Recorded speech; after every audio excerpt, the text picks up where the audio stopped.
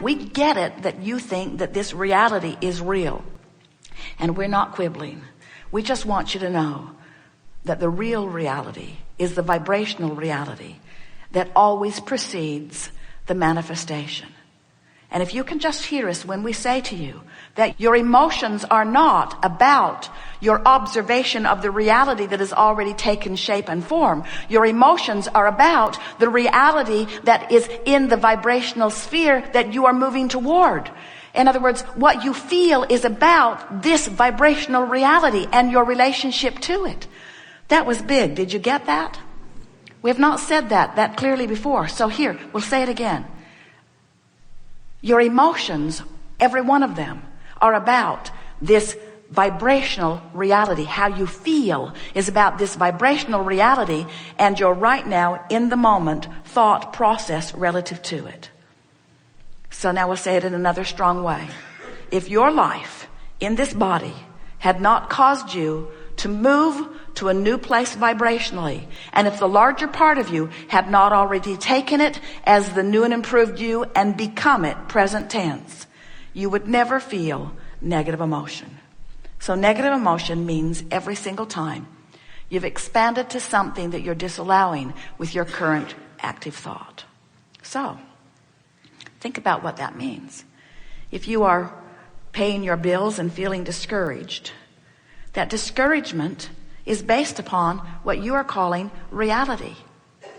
We say, no, that isn't it. That discouragement is not because of your current reality. It's because of your depriving yourself of your vibrational reality. You see, we know as physical beings, you've been using words like faith and hope for a while, a long while. And we want you to understand that what the true accomplishment that a feeling of faith or hope will give you is it causes you to distract yourself from beating the drum of what is. And it puts you in a suspension that allows what is already amassed vibrationally to manifest physically. And if you don't allow that release of resistance, it can't manifest. We get it that you can't look at a situation and really define it differently than it is. There's too much fact, too much evidence, too many others focused upon it and pointing at it in the same way. We get that. But we want you to withdraw your attention from the evidence that is holding you in the evidence. We want you to stop holding yourself in the evidence that is less than you want and allow yourself to flow freely into the vibration, and we promise you the evidence will follow. Everything that you want is in this vortex of creation. Now, we've spoken it vibrationally, which is a little less comfortable for you to hear. Now we're going to break it down and give you the same seminar that we just gave you in physical terms. You can't focus on what you don't want and get what you do want at the same time. It's one or the other. And whatever you're focused upon, you're practicing the vibration of, and it's becoming very vivid in your vibration, and law of attraction is giving you what you think about whether you want it or not. When you think about what you don't want, or even better stated, when you think of less than what you do want, you won't feel as good as you can feel. When you think about what you want, even if it hasn't manifested, you'll feel great. Everything that everyone wants is because you think you will feel better when you get it. And so what we're suggesting is that you feel better even before you get it in terms of manifestation, that you go for the feeling, which is the reason you're asking for it anyway. And when you go for the feeling and accomplish the feeling and maintain the feeling and practice the feeling and get in the vortex and be in the vortex and stay in the vortex and sustain your vibration in the vortex and practice the vibration of the vortex until you are chronically someone who's in the vortex, each and everything that you've ever asked for must come into full manifestation view for you, where everyone you know who is anywhere nearby can see it and hear it and smell it and taste it and touch it. And then they will say to you, hey, how'd you do that? And you will say, I stopped worrying about the absence of it and started feeling the vibrational presence of it, and I tuned myself to the vibration of it, and then it just showed up. That's how it works. If whenever you think about having something wanted, if it makes you aware that you don't have it, then the more specific you are, sometimes the more specifically resistant you are. It's like every subject is two subjects. You pick up a stick that has something wanted on one end, the absence of it is on the other. So you have to decide which end of the stick you are vibrating usually on. So if it's easy for you to imagine the details of the bus, if thinking about it in fact feels so good to you that it takes you right into the vortex, then we would say the more specific you are, the faster it will come. But if thinking about it reminds you that you don't have it, then the specifics of it slow you down. So that's why it's a sort of molding thing. The answer to the question is, be as specific as you can be while still feeling good.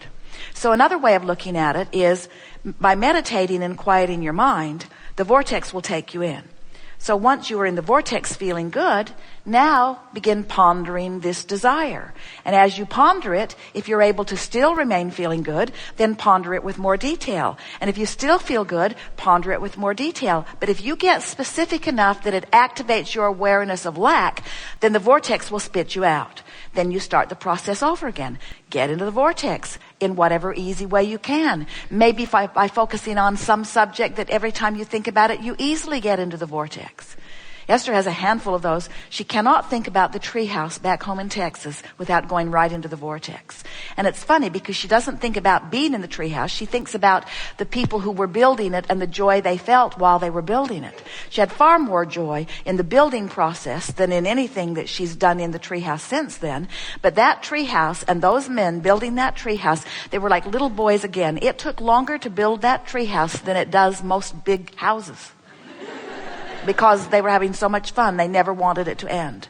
And every board is a specially cut board. In other words, they just got in there and they milked it for all the fun they could get out of it. And when Esther thinks about the treehouse, she goes right there. Lovable cat takes her right into the vortex, unless she remembers that it got run over last year, and then right out of the vortex she goes. In other words, as you find a subject that takes you into the vortex, then milk it. That's what we mean by do your affirming from inside. So we teach meditation because, and you may laugh at this, it's easier to teach most of our friends to have no thought at all than to have pure positive thought on their subjects of desire.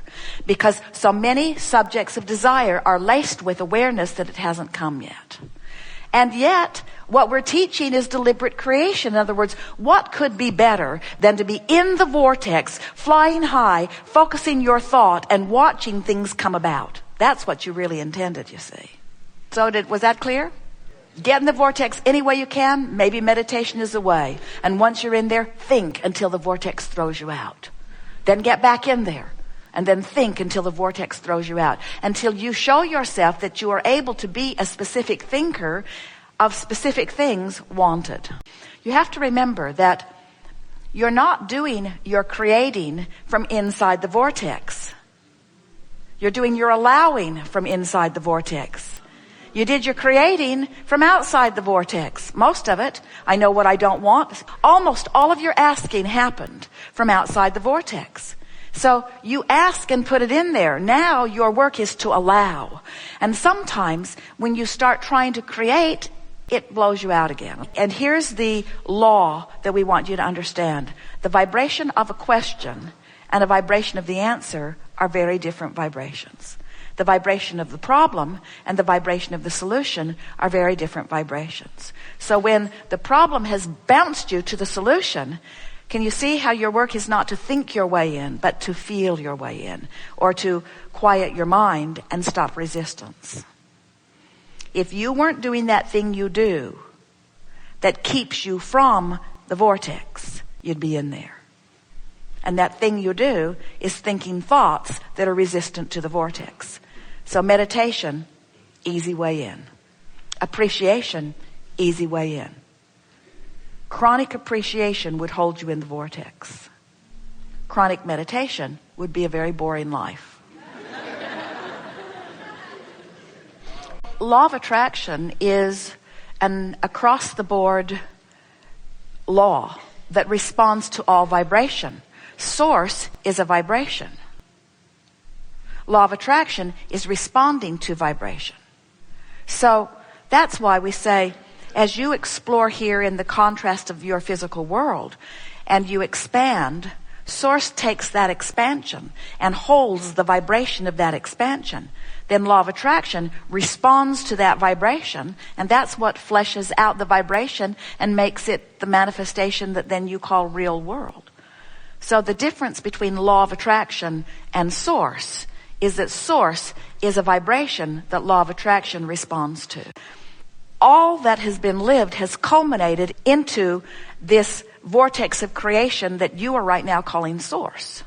In other words, this source is a pure vibration that holds no resistance. So when law of attraction responds to this pure vibration that holds no resistance, that's why eternity is assured. And that's why well-being is promised, you see.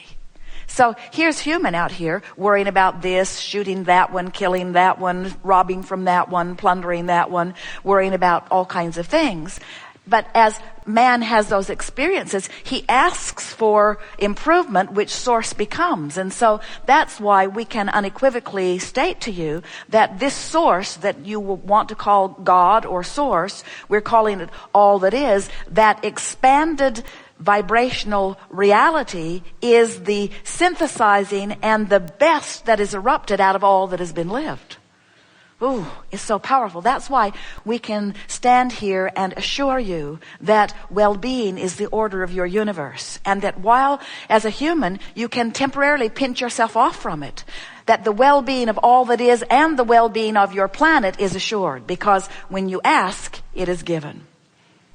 And there aren't enough of you, even though it's all of you, there aren't enough of you in physical form to pinch yourself off simultaneously from that which is source to do any real damage to this well-being that is promised, that source has become. In other words, that's old news anyway. Over here is where life is, you see. That's why we never worry about your planet becoming deteriorated or it disintegrating or life becoming less, because it defies the laws of the universe. The contrast makes it become more. And even no matter what the state of it is that you all might be examining and calling, look at the way life is, we say, whatever is the state of being that any of you are looking at, it's old news. And that old news has produced new, better news that source is a vibrational equivalent to.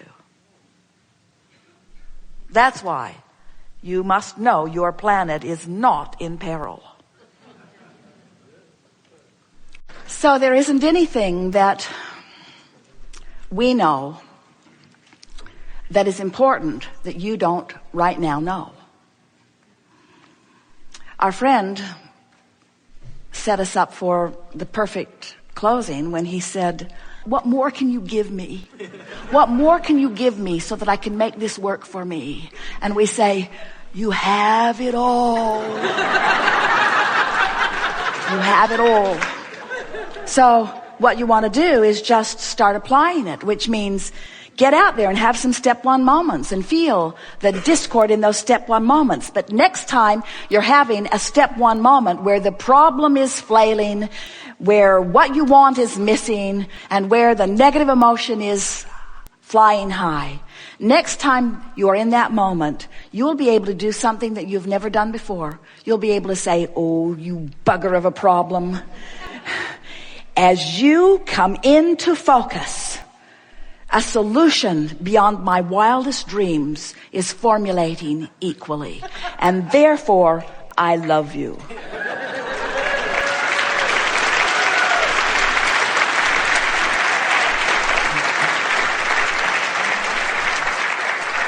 And have you ever heard a better way of making peace with what is than to adore its life-giving, eternal giving functions? It's like embracing all that you are. It's like finally knowing why you're here. It's like appreciating the contrasts that surround you. It's like discovering your true expansion. It's like finally defining the universe in its rightness rather than in its wrongness. It's like giving up all struggle and finally being who you are. We have enjoyed this interaction more than words can describe, and we leave you here blissfully. We want you to understand that we are eternally in the vortex.